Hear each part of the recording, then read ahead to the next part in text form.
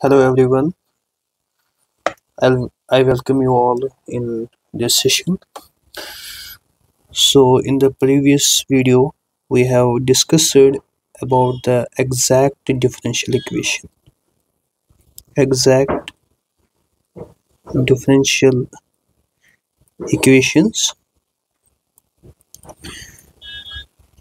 We have discussed that if the equation is in the form of xm, that's a function of x and y, dx, plus n, that's also a function of x and y, dy is equal to 0, we say that it is exact if it can be this differential equation can be obtained directly from its primitive.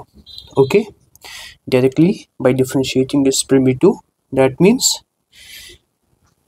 there is a necessary and sufficient condition for the differential equation to show that this is exact is dou m by dou of y should be equal to dou n by dou of x. So this is the necessary and sufficient condition. Okay, necessary and sufficient condition.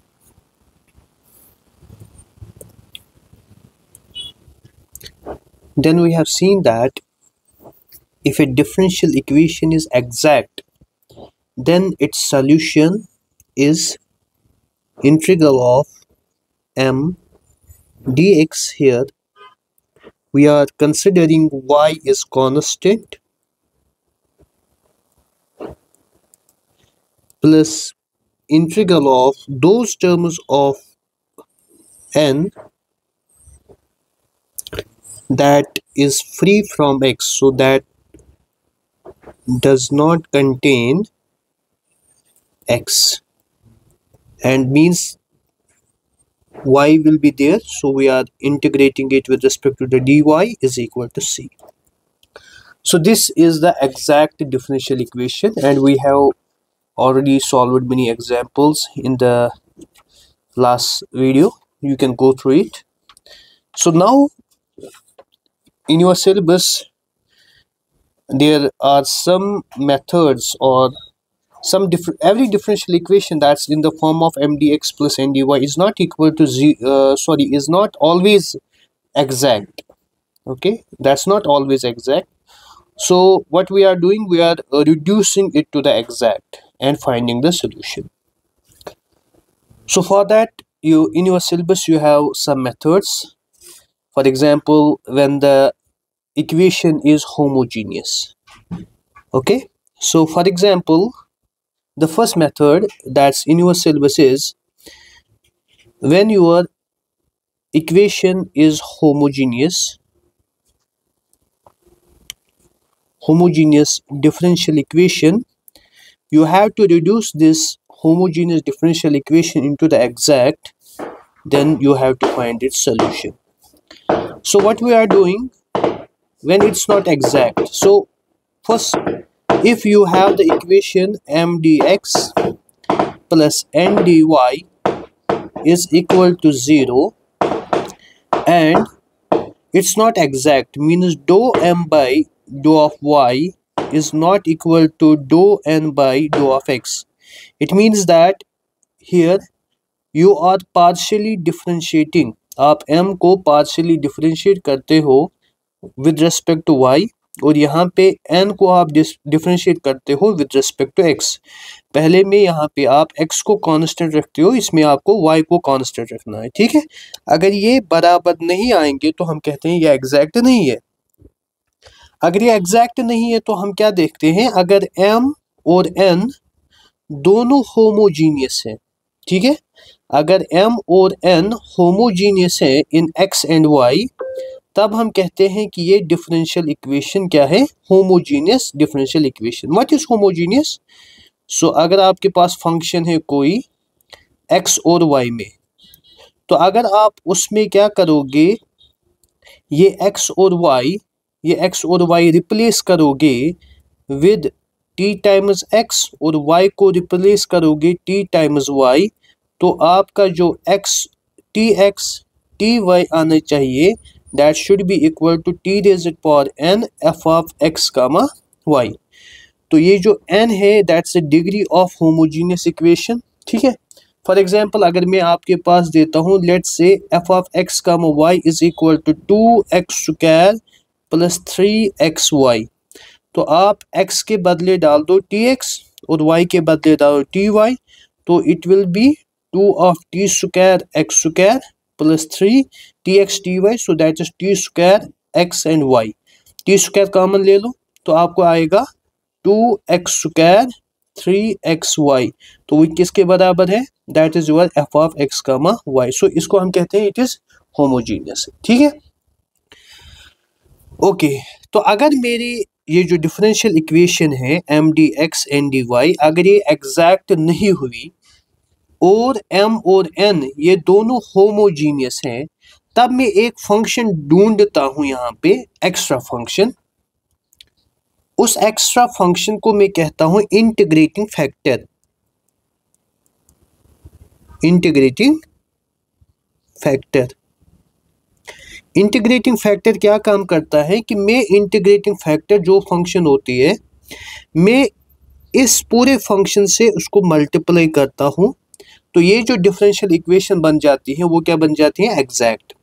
और यहाँ पे homogeneous की case में integrating factor किसके बराबर होता है, 1/mx plus ny। ये जो फंक्शन आएगी इसको मल्टीप्लाई करो आप गिवन डिफरेंशियल इक्वेशन के साथ, तो आपकी डिफरेंशियल इक्वेशन एग्जैक्ट बन जाएगी और आपका सोल्यूशन एज इट इज, जैसे एग्जैक्ट में हम ढूंढते हैं वैसे ही इसमें। लेकिन यहाँ पे क्या है, यहाँ पे mx प्लस ny 0 के बराबर नहीं होना चाहिए। ठीक है, फॉर एग्जाम्पल हम यहाँ पे एक प्रॉब्लम लेंगे, आपको समझ आ जाएगा। फॉर एग्जाम्पल अगर मेरे पास एक प्रॉब्लम है ऐसी, x² y minus 2xy² dx minus x³ minus 3x² y dy is equal to 0। ठीक है, तो मैं क्या करूँगा, मैं इसको कंपेयर करता हूँ किसके साथ, m dx plus n dy is equal to 0 के साथ। तो मेरा m क्या आएगा, x² y माइनस 2xy² और मेरा n जो आएगा that will B minus x³ plus 3x² y। ठीक है, ओके। तो मुझे ये देखना है एग्जैक्ट है या नहीं, क्योंकि ये किस फॉर्म में है, m dx plus n dy is equal to 0 के फॉर्म में। तो दो m बाई दो y, ओके, किसके बराबर आएगा, मतलब इस वाले पार्ट को डिफरेंशिएट करना है विद रिस्पेक्ट टू y, तो x रहेगा constant, differentiation of y with respect to y that is equal to 1, तो इसको 1 आएगा, माइनस ये कांस्टेंट है दैट इज 2x, तो differentiation of y² that is 2y 2 2 are 4xy। ठीक है, अच्छा, दो n बाई दो ऑफ x, तो x को यहाँ पे y कांस्टेंट रहेगा, तो differentiation of minus x³ that is minus 3x² plus differentiation of 3x² y 3 2 are 6xy, y है कांस्टेंट। तो यहाँ पे आप देख लोगे दो m बाई दो y is not equal to dou n by dou of x, so it means it is not exact. It is not exact. ठीक है बेटा, तो अब क्या करना है, हमें देखना है कि ये किस फॉर्म में है। ठीक है, यहाँ पे आप देखोगे m हर एक टर्म की डिग्री 3 है, इसकी 2, इसकी 1 3, इसकी x is power 1 y² it is 3, x³ means 3, x² y 3, तो ये पार्ट भी हमारा होमोजीनियस है और ये पार्ट भी हमारा होमोजीनियस है। तो ये कौन सी डिफरेंशियल इक्वेशन है, होमोजीनियस लीनियर डिफरेंशियल इक्वेशन। तो मैं क्या ढूंढ लूंगा यहाँ पे, इंटीग्रेटिंग फैक्टर। तो होमोजीनियस डिफरेंशियल इक्वेशन का इंटीग्रेटिंग फैक्टर अभी मैंने बोला किसके बराबर होता है, 1/mx प्लस एन वाई। ठीक है, तो ढूंढ लेंगे 1/mx, m को क्या करना है, मल्टीप्लाई करना है x के साथ, m मेरा है x² y, तो यह आएगा x³ y minus 2x² y² plus n को मल्टीप्लाई करना है किसके साथ, y के साथ, तो मेरा n क्या है माइनस, तो minus x³ y plus 3x² y², तो यहाँ पे minus x³ y plus x³ y गया, तो यहाँ पे जो आएगा that will be equal to 1/x² y²।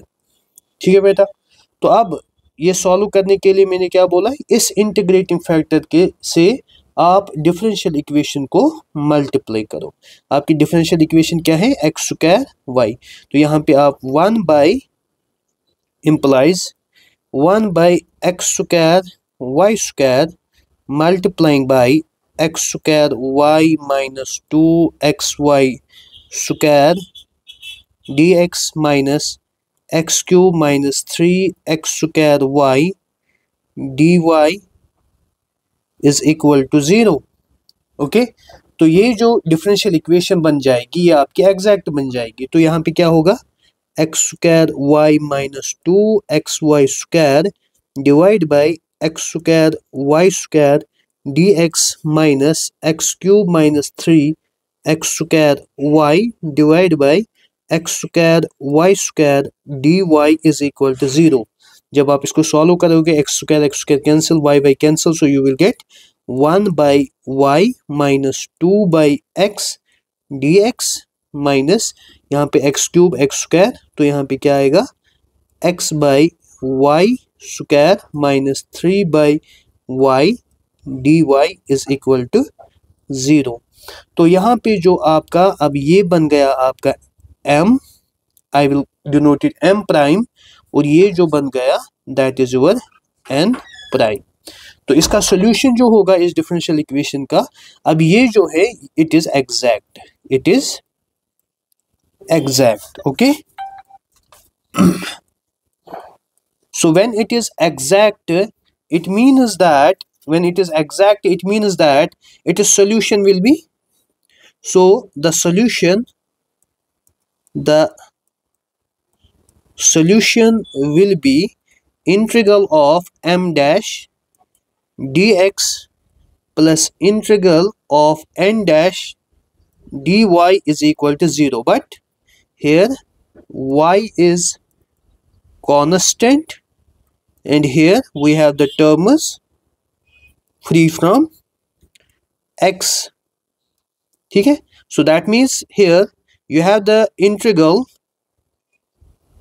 1/y minus 2/x dx। ठीक है ना बेटा, यहाँ पे जो पहले वाली केस में क्या करना है, इस m डैश को यहाँ पे हमें क्या करना है, y इसमें कांस्टेंट लेना है, so minus that is plus, okay, plus integral of, यहाँ पे दूसरे में n डैश में वो टर्म्स लेने हैं जिनमें x नहीं होगा, तो यहाँ पे आप देखोगे इसमें x है तो ये हमें नहीं लेना है, तो ये टर्म लेनी है दैट्स माइनस 3y, तो माइनस माइनस प्लस, तो हमें आ जाएगा plus 3y dy is equal to c। Okay, तो यहाँ पे आएगा इंटीग्रल 1/y, क्योंकि y कांस्टेंट है, यहाँ पे आएगा dx minus 2 integral 1/x dx plus 3 integral 1/y dy is equal to c।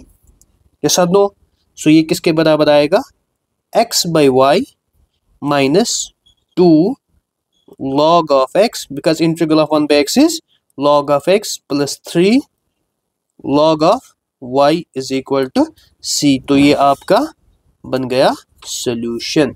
ठीक है बेटा, तो इस तरीके से आप प्रैक्टिस करोगे होमोजीनियस डिफरेंशियल इक्वेशन। तो इन शॉर्ट क्या है कि अगर आपके पास एक डिफरेंशियल इक्वेशन होगी किस फॉर्म में, m dx plus n dy is equal to 0, और ये एग्जैक्ट नहीं होगी, मीन्स डो m बाई डो of y is not equal to डो n बाई डो ऑफ x, लेकिन m और n क्या होगी, ये होंगे homogeneous. Every term has the same power in variables. तो जब ये होमोजीनियस होंगे हम एक अलग फंक्शन ढूंढेंगे जिसका हम देते हैं नाम इंटीग्रेटिंग फैक्टर। वो किसके बराबर होता है? होमोजीनियस के केस में mx प्लस ny के फॉर्म में होता है। इसको मल्टीप्लाई करो ये पूरी डिफरेंशियल इक्वेशन, तो ये बन जाएगी एग्जैक्ट। जब ये एग्जैक्ट बन जाएगी तो इसको एज एग्जैक्ट इसके सॉल्यूशन ढूंढते हैं। ठीक है बेटा, तो ये रहा हमारा पहला केस। तो जो दूसरा केस है जो हम नेक्स्ट वीडियो में डिस्कस करेंगे वो है जब हमारी फंक्शन होगी इस फॉर्म में। किस फॉर्म में? f1 of xy into y dx plus f2 of xy into x dy is equal to 0। तो जब ये वाली एग्जैक्ट नहीं होगी तो हम इसका कौन सी फंक्शन इंटीग्रेटिंग फैक्टर ढूंढेंगे ताकि ये एग्जैक्ट बन जाए और हम सॉल्यूशन ढूंढ पाए। ठीक है, so that will be discuss in the next video. Thank you very much.